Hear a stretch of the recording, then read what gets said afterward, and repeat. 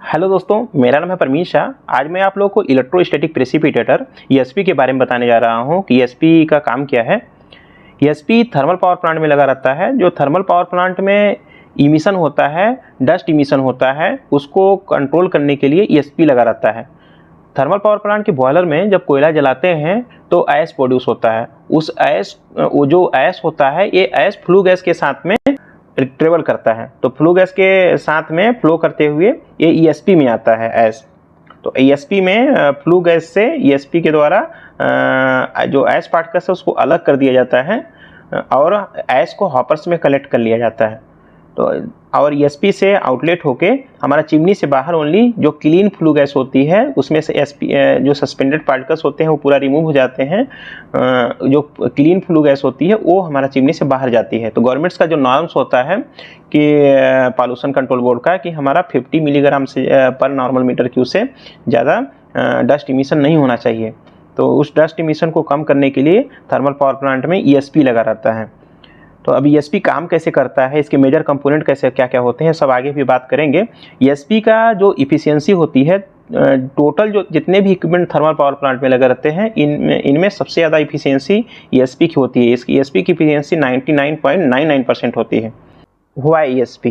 ESP is a dust collection device that separate the dust particles from flue gas by using electrostatic force। जैसा कि अभी बताया कि हमारा जो ESP होता है डस्ट कलेक्शन डिवाइस है जो कि फ्लू गैस में से डस्ट पार्टिकल्स को सेपरेट करता है।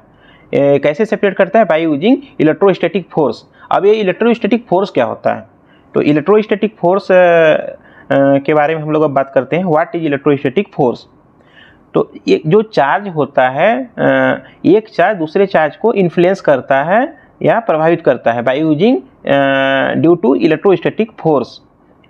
तो जैसे हमारा एक पॉजिटिव चार्ज है, दो पॉजिटिव चार्ज है तो एक दूसरे से क्या है, दूर भागते हैं, रिपेल करते हैं एक दूसरे को। तो ये कैसे हो रहा है? किसी न किसी फोर्स के कारण हो रहा होगा। यहाँ पे कोई तो फोर्स लग रहा होगा जिसकी वजह से हमारा दो पॉजिटिव जो चार्ज है एक दूसरे से दूर जा रहे हैं। जैसे यहाँ देखिए एनिमेशन में, ये हमारा दो पॉजिटिव चार्ज थे, ये एक दूसरे से दूर चले गए। अब ये दो निगेटिव पार्टिकल्स एक दूसरे के करीब आ रहे हैं तो एक दूसरे को ये भी रिपेल करेंगे और ये भी दूर चले जाएंगे। तो two same charge repel to each other. यहाँ पे अगर टू अपोजिट चार्ज हैं तो एक दूसरे को अट्रैक्ट करेंगे। यहाँ पे देखिए एक पॉजिटिव चार्ज है, एक निगेटिव चार्ज है, तो ये दोनों एक दूसरे के पास आएंगे। तो ये कैसे हो रहा है? किसी न किसी फोर्स की वजह से हो रहे होंगे। चार्ज जो हैं नेगेटिव पॉजिटिव एक दूसरे से अगर दूर आ रहे हैं, पास आ रहे हैं, किसी न किसी फोर्स से आ रहे होंगे, तो इसी फोर्स को इलेक्ट्रोस्टैटिक फोर्स कहते हैं। Electrostatic force depend on the distance. अगर जितना ज़्यादा डिस्टेंस अगर बढ़ता जा रहा है तो दो चार्ज के बीच में तो इलेक्ट्रोस्टैटिक फोर्स कम होता जाएगा, और जैसे जैसे डिस्टेंस कम होता जाएगा तो इलेक्ट्रोस्टैटिक फोर्स बढ़ता जाएगा। Working principle of ESP. The flue gas is conducted through a chamber containing curtains of vertical steel plates। इसमें क्या होता है कि the curtains divide the chamber into number of parallel gas passage। इसमें क्या होता है कि जो टू टाइप्स के इलेक्ट्रोड्स होते हैं, कलेक्टिंग प्लेट, एक दूसरा इमिटिंग इलेक्ट्रोड। कलेक्टिंग प्लेट और इमिटिंग इलेक्ट्रोड इस तरह से उसमें अरेंजमेंट रहता है कि एक पैसेज प्रोवाइड करता है। कलेक्टिंग प्लेट एक कर्टेन की तरह टंगा रहता है, इसलिए इसमें लिखा है curtain steel plate. Steel plates होती है, स्टील मेटल की बनी होती है, ये कर्टेन की तरह लगी रहती है और फ्लू गैस को फ्लो करने के लिए पाथ देता है। दो कलेक्टिंग प्लेट के बीच में एक इमिटिंग इलेक्ट्रोड लगा रहता है। A high voltage DC power is connected between the framework and the ground, thereby creating a strong electric field. इसमें क्या होता है कि इसमें जो दो प्लेट बताया, कलेक्टिंग प्लेट और इमिटिंग इलेक्ट्रोड, तो इमिटिंग इलेक्ट्रोड में हाई वोल्टेज डीसी पावर देते हैं तो हमारा, और जो कलेक्टिंग प्लेट होता है वो ग्राउंडेड होता है। तो इस तरह से हमारा एक नेगेटिव इलेक्ट्रिक फील्ड क्रिएट होता है। The electrical field becomes strongest near the surface of the wires, so strong electrical discharge, the corona discharge develop along the wires। ये जो हमारा इलेक्ट्रिकल फील्ड होता है स्ट्रांगेस्ट होता है, strong negative electric field create होता है कहाँ पे? Surface of the wire. तो वायर के पास सबसे स्ट्रांग इलेक्ट्रिक फील्ड रहता है, जिसकी वजह से उस वायर से इलेक्ट्रिकल डिस्चार्ज होता है, जिसे कोरोना डिस्चार्ज कहते हैं। कोरोना काफ़ी कंफ्यूजिंग रहता है, कोरोना वायरस नहीं है, ये कोरोना डिस्चार्ज होता है जहाँ पे भी हाई वोल्टेज रहेगा, वहाँ कहीं अगर हाई वोल्टेज चार्ज है वहाँ उस इलेक्ट्रिक चार्ज से एक इलेक्ट्रिकल डिस्चार्ज होगा, जिसे कोरोना डिस्चार्ज कहते हैं।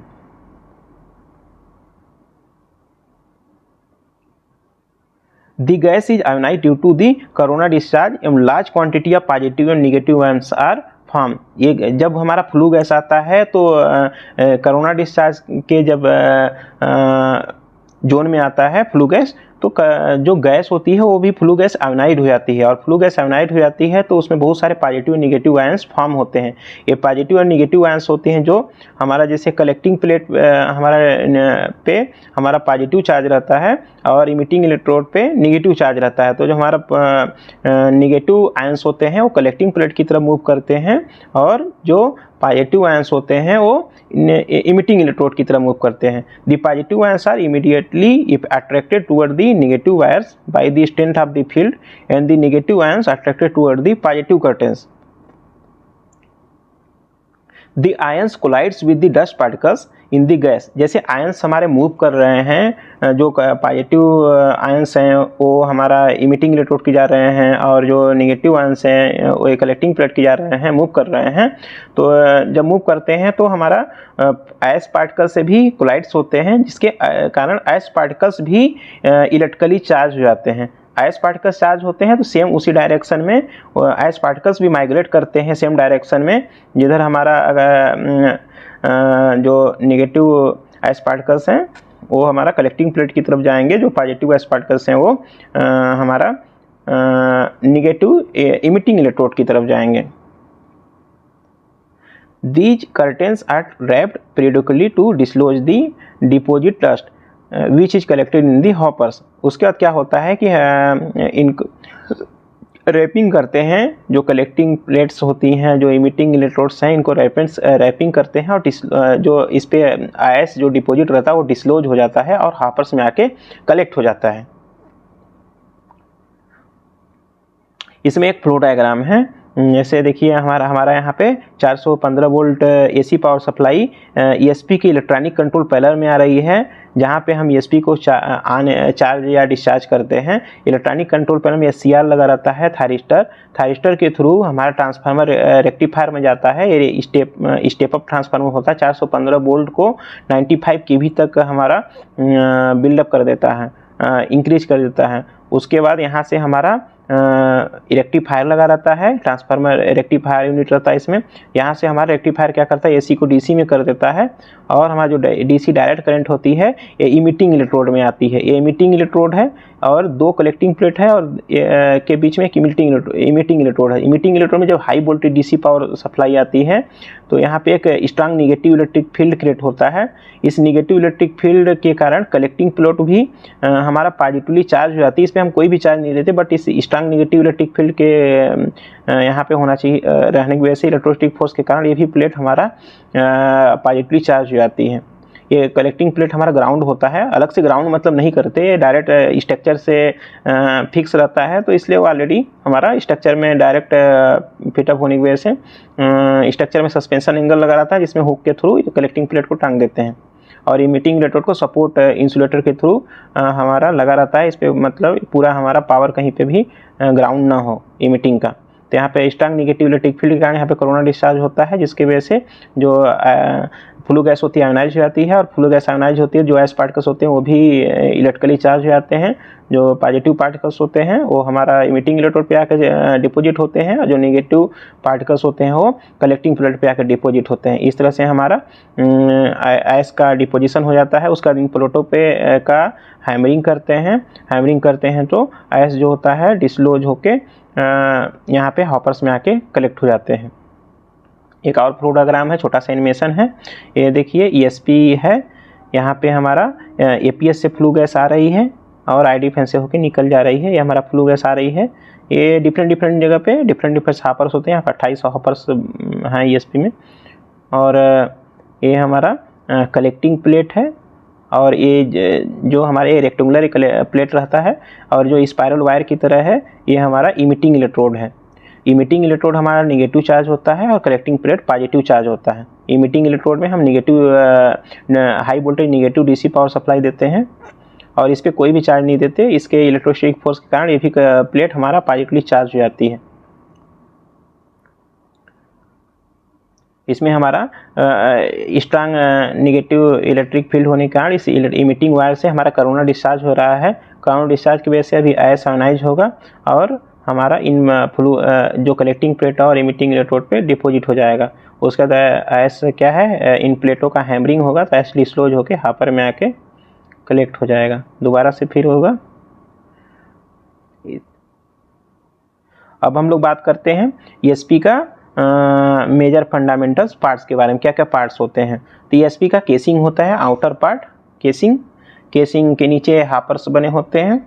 और इसके अलावा हमारा केसिंग के इंटरनल में हमारा सबसे पहले ESP के इनलेट में गैस डिस्ट्रीब्यूशन स्क्रीन लगी रहती है, GD स्क्रीन। ये क्या करता है कि फ्लो गैस को प्रॉपर डिस्ट्रीब्यूट करता है ताकि पूरे ESP में एक प्रॉपर फ्लो में हमारा गैस इंटर हो।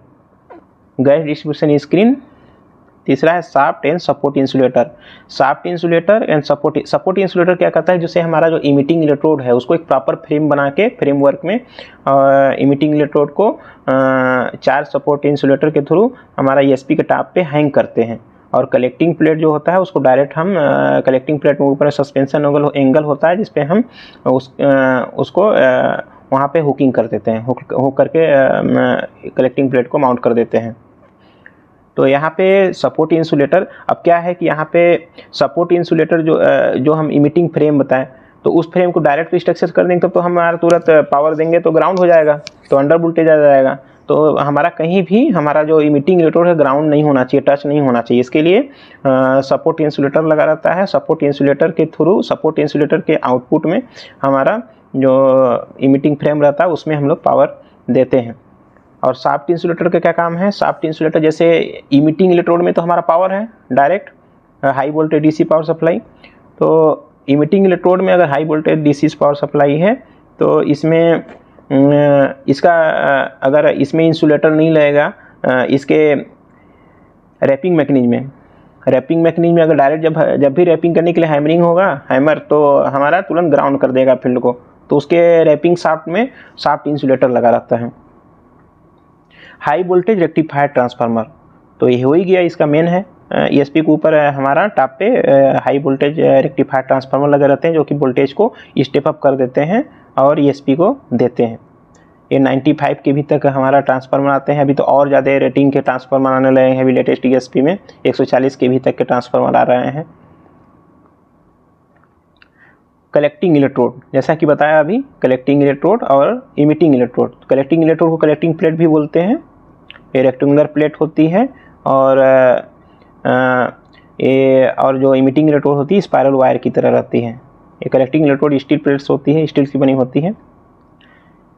इमिटिंग इलेक्ट्रोड रैपिंग मैकेनिज्म क्या करता है, यही कलेक्टिंग इलेक्ट्रोड को रैपिंग करने के लिए कलेक्टिंग इलेक्ट्रोड रैपिंग मैकेनिज्म लगा रहता है और इमिटिंग इलेक्ट्रोड को रैपिंग करने के लिए इमिटिंग इलेक्ट्रोड रैपिंग मैकेनिज्म लगा रहता है। इसको ये कलेक्टिंग वाले को CERM बोलते हैं, इमिटिंग इलेक्ट्रोड रैपिंग मैकेनिज्म को ERM बोलते हैं। और GD स्क्रीन को भी रैपिंग करना पड़ता है तो उसको GDRM बोलते हैं। इलेक्ट्रॉनिक कंट्रोल पैनल जहाँ से हम पूरा कंट्रोल करते हैं, जहाँ पे हमारा पूरा ESP का पैरामीटर्स आता है, हम चार्ज करते हैं, डिस्चार्ज करते हैं, परफॉर्मेंस हमारा मॉनिटर करते रहते हैं कैसा परफॉर्म कर रहा है इलेक्ट्रॉनिक कंट्रोल पैनल से।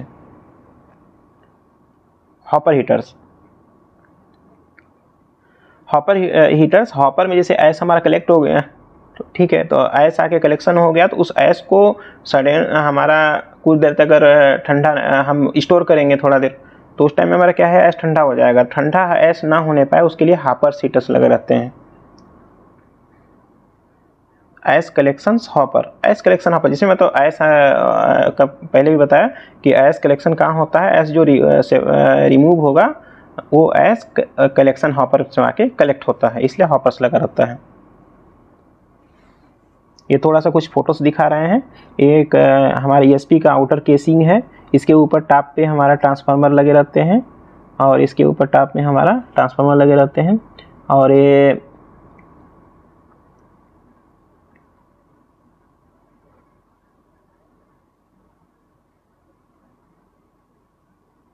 कलेक्टिंग इलेक्ट्रोड रैपिंग मैकेनिज्म है। ये देखिए हमारा कलेक्टिंग प्लेटें हैं, ये सस्पेंशन एंगल्स हैं जिसमें हमारा कलेक्टिंग प्लेट यहाँ पे हुक के थ्रू टंगी हुई हैं। और ये कलेक्टिंग इलेक्ट्रोड है, नीचे वाले को साक बार बोलते हैं। इस पे हमारा ये हैमर है, ये साक बार पे साक पैड लगा रहता है, यहाँ पे उस साक पैड पे हैमरिंग होता है। ये साक बार गाइड है, ये साक बार इसको बोलते हैं। ये हमारा मोटर है, ये कपलिंग है। ये इसके बाद इस कपलिंग हमारा शाफ्ट को घुमाता है तो यहाँ पे हैमर आता है, हैमर हैमरिंग करता है तो इस पे जो भी ऐश डिपॉजिट होता है कलेक्टिंग इलेक्ट्रोड पे वो ऐश डिसलॉज हो जाता है, उस पर से जो चिपका रहता है वो गिर जाता है हॉपर में आके।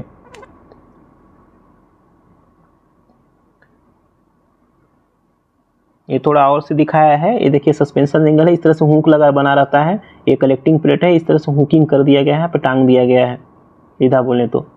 ये हमारा साक बार है, ये साक यहाँ पे इस तरह से साक पैड लगा रहता है जिस पे आके हैमरिंग करता है। इमिटिंग इलेक्ट्रोड है, इमिटिंग इलेक्ट्रोड है हमारा एक फ्रेमवर्क बना होता है। ये अपर फ्रेम है, ये अपर मिडिल फ्रेम है, लोअर मिडिल फ्रेम है, लोअर फ्रेम है। इस पे हमारा 3 पार्ट में हमारा इमिटिंग इलेक्ट्रोड होती है, एक स्टेज में नहीं होती, नहीं तो क्या होता है कि हमारा अलाइनमेंट बिगड़ता है, जल्दी डिस्टर्ब हो जाएगा, जिसके वजह से हमारा 4 फ्रेम बना हुआ है छोटे छोटे पीस में। हमारा 4 पीस में हमारा 3 पीस में हमारा इमिटिंग इलेक्ट्रोड लगी हुई है, एक लेंथ पूरी। ये कलेक्टिंग प्लेट के बीच में हमारा 2 कलेक्टिंग प्लेट के बीच इमिटिंग इलेक्ट्रोड लगा रहता है।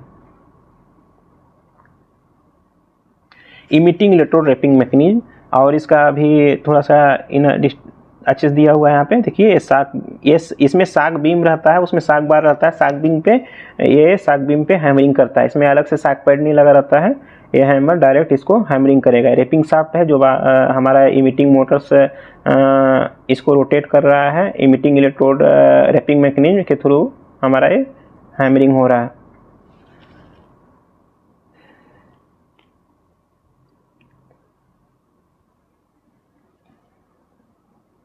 एक ये जो बताया था कि जैसे यहाँ पे अभी इमिटिंग इलेक्ट्रोड के फ्रेम पे अगर हैमरिंग कर रहा है शाफ्ट, इस शाफ्ट में पावर आ जाएगा, तो अगर डायरेक्ट रहेगा स्ट्रक्चर में कनेक्ट शाफ्ट तो हमारा क्या होगा कि ग्राउंड हो जाएगा, तो जो हमारा वोल्टेज तुरंत ड्रॉप कर जाएगा।